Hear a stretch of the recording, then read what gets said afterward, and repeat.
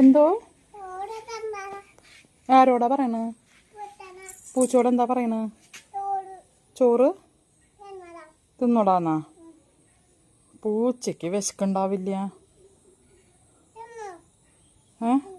പൂച്ചോട് ചോറ് കഴിച്ചോളാൻ പറയാ. എന്താ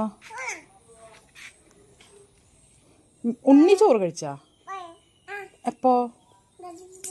അമ്മ തന്നില്ലല്ലോ, പിന്നെ എങ്ങനെയാ?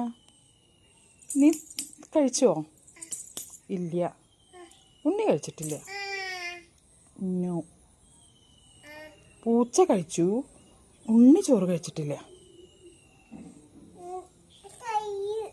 കൈ എന്താ?